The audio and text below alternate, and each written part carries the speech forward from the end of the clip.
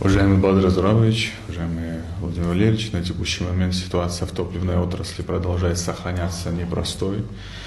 К сожалению, каждый день происходят обстоятельства, которые не зависящие от нас, которые так или иначе влияют на запланированные отгрузки топлива, которое законтрактовано, оплачено в Российской Федерации. И это существенно, конечно, приводит к сбоям и в логистике, и в поставке, и в нормальном обеспечении работы всех заправочных станций. Вместе с тем, по вашему поручению, с прошлой недели уже от поступающих объемов, тех небольших объемов партий, которые поступают в республику, началось перераспределение с целью расширения охвата работающих заправочных станций. Заработали заправочные станции в Гале, в Чимчирском районе, в Тхорчалском районе. Со вчерашнего дня заработали несколько частных заправочных станций в столице Республики Абхазия, в городе Сухум. Понимаем, что пока сохраняются длинные очередя, это приносит очень много дискомфорта и неудобства для нашего населения. По вашему поручению прорабатываем все возможные инструменты для того, чтобы отрабатывать и эти вопросы. Но по имеющимся на текущий момент остаткам в Республике Абхазия по бензинам, это свыше 1500 тонн 92 и 95 бензина на текущий момент.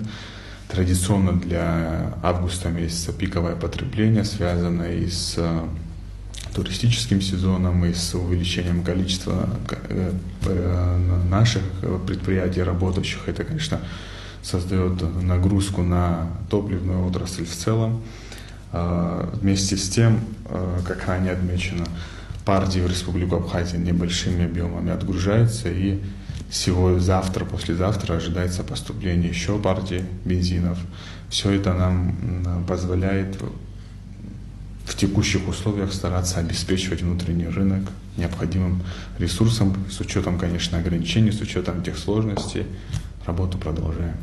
Уважаемый Бадрат Зуравович, на самом деле ситуация достаточно непростая, но по вашему поручению правительством и уполномоченными органами принимаются меры по стабилизации ситуации. Дело в том, что приоритетным по-прежнему остается обеспечение жизненно важных объектов горюче-смазочными материалами. На самом деле небольшими партиями ежедневно или через день поступают в республику по мере возможностей. И здесь подключены все действующие органы, которые в этой цепочке связаны, включая и Абхазскую железную дорогу, Министерство энергетики, все целиком правительство.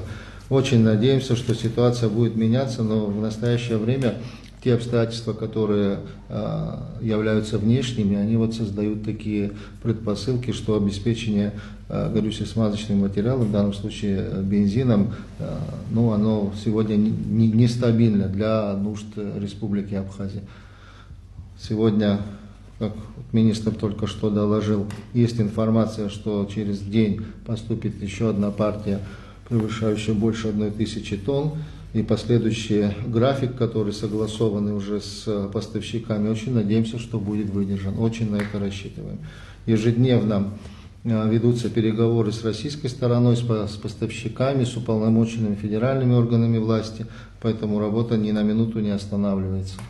Владимир Валерьевич, надо будет обеспечить работу всех служб и подразделений, которые обеспечивают жизнедеятельность государства. Это обязательно, обеспечить топливом службы правоохранительные, службы безопасности, социальные службы, коммунальные службы, скорую помощь и ключевые объекты жизнедеятельности государства. К сожалению, обстоятельства, происходящие на топливном рынке, это обстоятельства, которые от нас, по сути, не зависят. Мы знаем, с чем это сталкивается. И, кстати говоря, наша общественность, граждане нашей страны знают, по каким причинам это происходит. И я благодарю, что с пониманием относятся к тому, что происходит, но при всем при этом мы не сидим сложа руки, не являемся, как некоторые утверждают, статистами в этой ситуации. Мы предпринимаем меры, направленные на стабилизацию ситуации на топливном рынке. Благодарен нашим российским коллегам. Все то, что сегодня попадает на территорию Абхазии, как раз таки при содействии и администрации президента Российской Федерации. Вы знаете, что я и взаимодействую с Сергеем Владимировичем Кириенко, знаю по линии ведомств, правительств. Эти взаимодействия дают определенный результат, если даже с перебоем, там, с небольшими партиями, но при этом топливо в Абхазию доставляется. Конечно же, это все пришлось на пиковый период, на летний курортный период, когда расходы топлива суточные увеличиваются больше, чем в 2 раза. Но при всем при этом мы делаем все, чтобы топливо в стране было.